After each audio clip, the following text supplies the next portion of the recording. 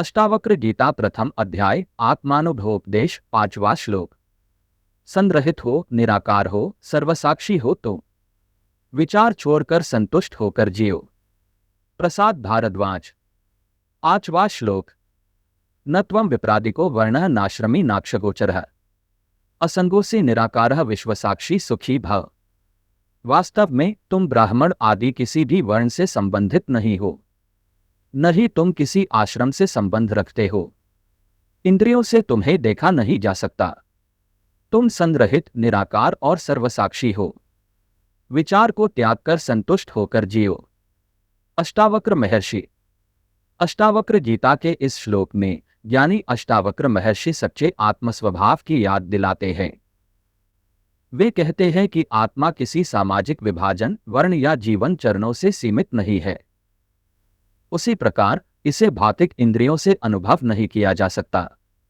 आत्मा निरासक्त, रूप रहित, इस संसार में होने वाली सभी घटनाओं की निष्पक्ष साक्षी होती है। हिंदू धर्म में व्यक्तियों को 4 वर्णों में विभाजित किया गया है। यह विभाजन मुख्य रूप से प्रत्येक व्यक्ति में मौजूद स्वाभाविक गुणों और प्रवृत्तियों के अनुसार किया गया है। वासना के आधार पर मन और शरीर संपूर्ण बाह्य सृष्टि के रूप में पहचान किए जाते हैं। चैतन्य प्रकाश में शुद्ध आत्मा वासनाओं से स्वतंत्र रहेगी। मानवों की विभाजन के बाद उनके जीवन को 4 चरणों में विभाजित किया गया। इन्हें आश्रम कहा जाता है। 1. विद्यार्थी अवस्था को ब्रह्मचर्य कहा जाता है। 2. धर्म के अनुसार वैवाहिक जीवन व्यतीत करने को गृहस्थाश्रम कहा जाता है। 3. इस प्रकार जीवन के अनुभवों के साथ सत्य की खोज में निकलने, तत्वज्ञान प्राप्त करने, तपस्या करने में समय व्यतीत करने को वानप्रस्थ कहा जाता है। 4. इस खोज, तपस्या के परिणामस्वरूप अहंकार, ममता को मिथ्या भ्रम मानकर बंधनों से मुक्त होकर स्वतंत्र जीवन जीने को संन्यास आश्रम कहा जाता है। यह विभाजन बहुत स्पष्ट है। मनुष्य और संसार के साथ उसके संबंध के दृष्टिकोण में परिवर्तन के आधार पर मानसिक विकास के विभिन्न चरणों को 4 प्रमुख भागों में विभाजित कर 4 आश्रमों के रूप में निर्दिष्ट किया गया।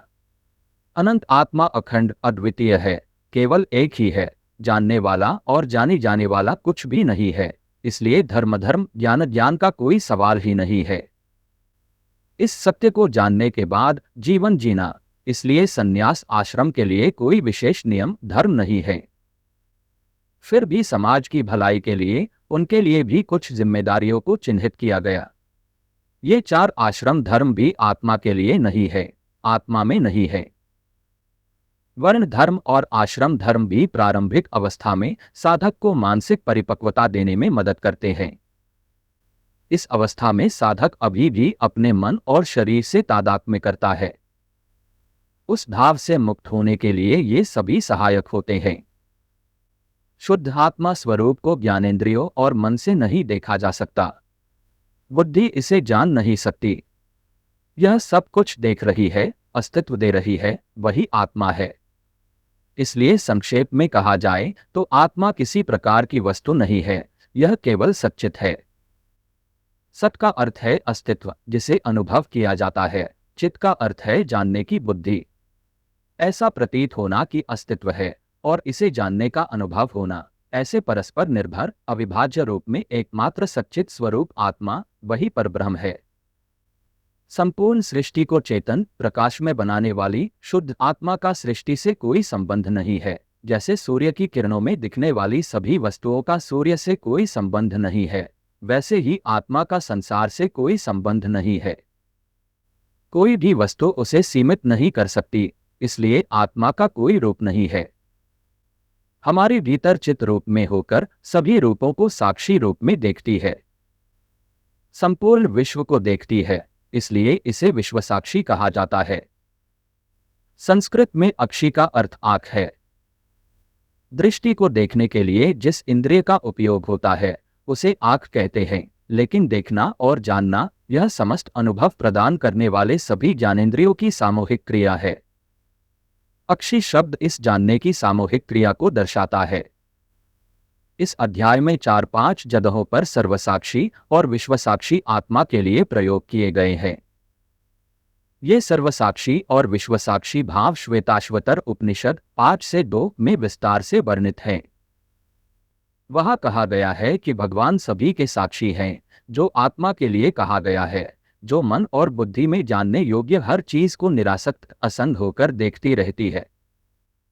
कैवल्योपनिषद में भी ऐसा ही एक प्रयोग है। त्रिशुधांसु यद भोग्य भोक्ता भोगश्च यद भवेत् तेभ्यो विलक्षणः साक्षी चिन्मात्रोऽहं सदाशिवः। कैवल्योपनिषद 18।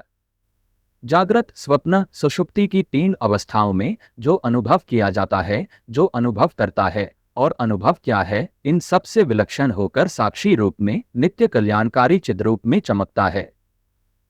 निराकार और सर्वसाक्षी वही आत्मा तुम हो, इस ध्यान में सदा सुखी होकर जियो।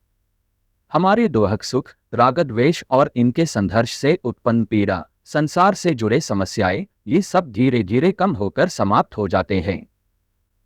ध्यान में स्थिरता और निष्ठा बढ़ने के साथ ही साधक में शांति, संतोष और समत्व की वृद्धि होती है। अंत में वह अपनी आनंदमयी स्वभाव में स्थिर हो जाता है।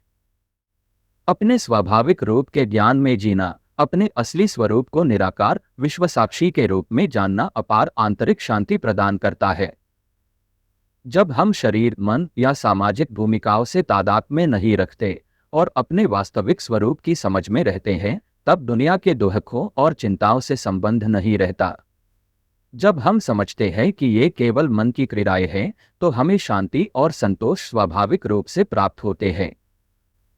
तुम अनंत ब्रह्मांडों के निराकार, असंग विश्वसाक्षी हो, यह जानकर सुखी रहो। इस सच्चे स्वरूप को जानकर ही जन्म मरण के चक्र से मुक्ति पाई जा सकती है। अपने स्वरूप को साक्षी मानकर संतुष्ट होकर जीना मोक्ष की ओर ले जाता है। प्रिय दिव्य आत्माओं, अष्टावक्र गीता के 6वें श्लोक की व्याख्या के साथ हम इस आत्मिक यात्रा को जारी रखेंगे। जय गुरुदेव। देखने वाली सभी दिव्य आत्माओं को शांति और प्रेम का आशीर्वाद। देखने और समझने के लिए धन्यवाद। कृपया लाइक करें, सब्सक्राइब करें और अपने प्रियजनों के साथ साझा करें। भविष्य के नोटिफिकेशन के लिए बेल आइकन दबाना न भूलें। भविष्य के वीडियो के लिए चैतन्य विज्ञान आध्यात्मिक ज्ञान यूट्यूब चैनल को देखते रहें। प्रसाद भारद्वाज।